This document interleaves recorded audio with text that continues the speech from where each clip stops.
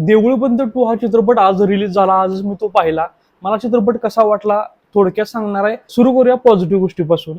चित्रपटाची पहिली सगळ्यात महत्वाची पॉझिटिव्ह गोष्ट ही आहे चित्रपटाचे डायलॉग रायटिंग. चित्रपटाचे डायलॉग इतके अफलातून आहेत, त्याचबरोबर त्या डायलॉगला न्याय देण्यासाठी जी ऍक्टिंग केली गेली आहे सगळ्याच ऍक्टरकडून. विशेष करून मला उल्लेख करायचा स्नेहल तरडे आणि मोहन जोशी सरांचा. स्नेहल तरडे चित्रपट सुरू झाल्यापासून शेवटपर्यंत काय ऍक्टिंग केली, काय लेवलची डायलॉग डिलिव्हरी आहे, एक्सप्रेशन, ते कॅरेक्टर ज्या पद्धतीने त्यांनी पकडलंय ते कॅरेक्टर तुमच्या हृदयाला हात घालणार. आणि तुम्ही गेला फिल्म पाहायला तर तुम्हाला चित्रपटातले डायलॉग अजिबात निराश करणार नाहीत. आणि चित्रपटातले जे काही मेन पात्र आहेत ज्याच्या अवतीभोवती हा चित्रपट चालतो, पहिलं पात्र म्हणजे स्नेहल तरडे यांचं, ज्या एका महिला शेतकरी आहेत, आणि दुसरं म्हणजे ऑब्व्हियसली स्वामी, ज्यांचं पात्र निभवलंय मोहन जोशी यांनी. या दोघांनी ज्या लेवलची डायलॉग डिलिव्हरी केली संपूर्ण चित्रपटामध्ये, या दोन गोष्टी तुम्हाला नक्कीच नाराज करणार नाहीत. या चित्रपटातल्या दोन सगळ्यात महत्वाच्या पॉझिटिव्ह गोष्टी. तिसरी पॉझिटिव्ह गोष्ट म्हणजे चित्रपटाचा फर्स्ट हाफ. चित्रपट सुरू होताना अजिबात वेळ घेत नाही, चित्रपट खटकन सुरू होतो आणि एका जर्नीवर, जसं मी तुम्हाला ट्रेलर रिव्ह्यू मध्ये पण सांगितलेलं की या चित्रपटामध्ये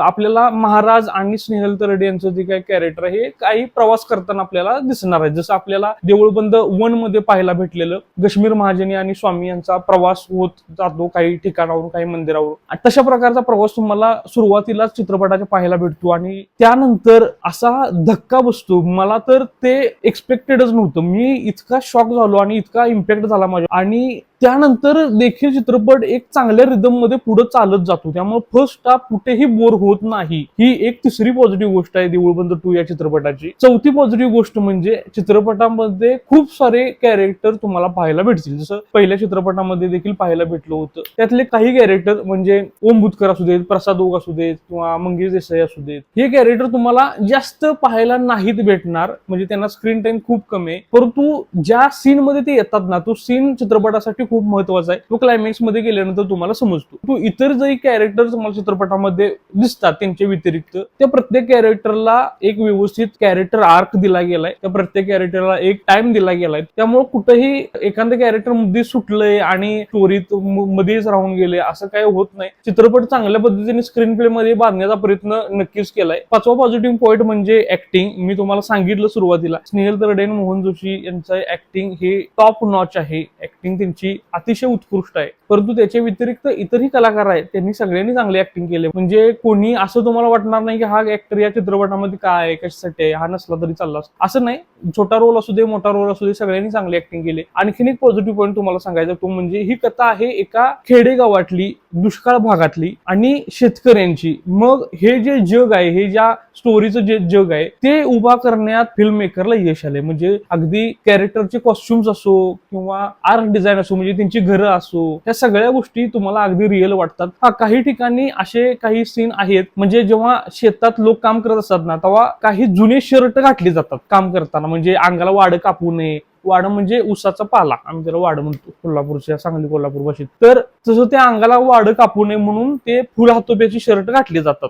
तुम्हाला पण माहित असेल, खेड्याच्या लोकांना 100% माहित आहे. काही सीन असे आहेत चित्रपटामध्ये जिथं ते जे शर्ट घातलेत ना स्नेहल तरडे यांनी, ते अगदी इस्त्री केलेले शर्ट आहेत. ते तिथं फक्त मला असं वाटलं की इथं थोडीशी चूक झाली. ते जे कपडे असतात ते वापरून खराब झालेले कपडे रानात घालायसाठी आम्ही युज करतो, अंगाला वाड वगैरे कापू नये म्हणून. आणि ते मग चुरगळलेले असतात, त्याच्यावर डाग वगैरे असतात, त्याला कोणी इस्त्री वगैरे करत नाही, करून रानात घालत नाही. म्हणजे मी तर तसं पाहिलेलं नाही. अशा थोड्या काही गोष्टी आहेत ज्या डिटेल मध्ये जर पाहायला गेलं तर तुम्हाला नोटीस होऊ शकतात, किंवा ऍज अ फिल्म रिव्ह्यूअर मला त्या नोटीस झाल्या. परंतु त्या गोष्टी स्टोरीच्या ओव्हरऑल एक्सपिरियन्सवर काही फरक पाडत नाहीत. मी हे बोलेन की जर तुम्ही स्वामींचे भक्त असाल आणि जर तुम्हाला देऊळ बंद भाग 1 आवडला असेल तर हा चित्रपट देखील तुम्हाला नक्कीच आवडेल. सेकंड हाफ मध्ये मात्र एक 2 निगेटिव्ह पॉईंट आहेत, मी तुम्हाला सांगतो. पहिला निगेटिव्ह पॉईंट म्हणजे सेकंड हाफ मधले काही सीन खूप लेंदी वाटू लागतात, खूप मोठे मोनोलॉग असल्यामुळे ती एक गोष्ट आहे. परंतु त्या मोठ्या सीनची पडकी बाजू सांभाळण्याचं काम डायलॉग रायटिंगनं केले. मोनोलॉग जरी असले तरी ते डायलॉग अफलातून आहेत. म्हणजे स्वामींच्या भक्तांनंतर हे डायलॉग नक्कीच आवडणार आहे, त्यांच्या डोळ्यातून पाणी वगैरे येणार आहे. त्यामुळे मी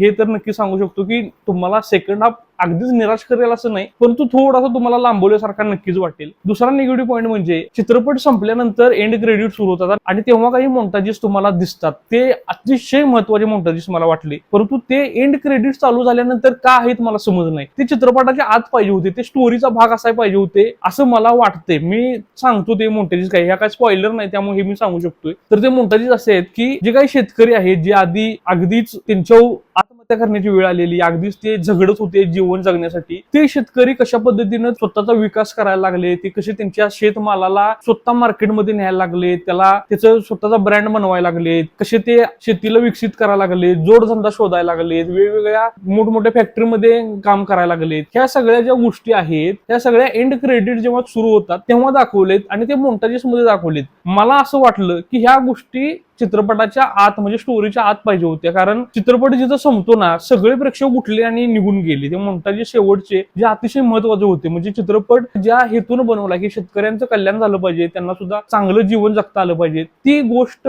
त्यांनी एंड क्रेडिट मध्ये दाखवली. म्हणजे ते एक छोटासा बॉक्स इकडे एंड क्रेडिट सुरू आहे आणि त्या एंड क्रेडिट मध्ये दाखवलेत आणि ते पाहिलंच नाही लोकांनी. म्हणजे जिथं एंड झाला, क्लायमॅक्स जिथं होतो तिथं लोक उठतात आणि निघून जातात. काही चित्रपटांचा उद्देशच वेगळा असतो. काही चित्रपट लोकांचे इमोशनल विषय किंवा जिव्हाळ्याचे विषय घेऊन बनवले जातात, त्यामुळे त्या चित्रपटांचा रिव्ह्यू करत असताना मला त्या पॉइंट ऑफ व्ह्यू न करावा लागतो. मी त्याला जास्त फिल्म मेकिंगच्या चष्म्यातून पाहू शकत नाही. ऑब्व्हियसली चित्रपटातल्या काही गोष्टी मी फिल्म मेकिंगच्या दृष्टिकोनातून तुम्हाला सांगू शकतोय, परंतु ते सांगत असताना चित्रपटातले काही सीन मला सांगावे लागतील आणि मग ते स्पॉइलर ठरेल तुमच्यासाठी. जे स्वामींचे भक्त आहेत त्यांना हा चित्रपट ऑब्व्हियसली जास्तच आवडेल. या चित्रपटाची कमाई किती होते यावर मी एक वेगळा व्हिडिओ बनवेन. तो व्हिडिओ तुमच्यापर्यंत पोहोचावा यासाठी आपल्या चॅनलला जर सबस्क्राईब केलं नसेल तर सबस्क्राईब करा. देऊळ बंद 2 हा चित्रपट जर तुम्ही पाहिला असेल तर तो तुम्हाला कसा वाटला हे तुम्ही कमेंट सेक्शन मध्ये नक्की सांगा. माझं काम आवडलं असेल तर चॅनलला सबस्क्राईब करा, मित्रांबरोबर हा व्हिडिओ शेअर करा. आपण पुन्हा एकदा एका नवीन चित्रपटाबद्दल चर्चा करण्यासाठी नक्कीच भेटू. तोपर्यंत मी सुदर्शन जाधव तुमची रजा घेतो. धन्यवाद.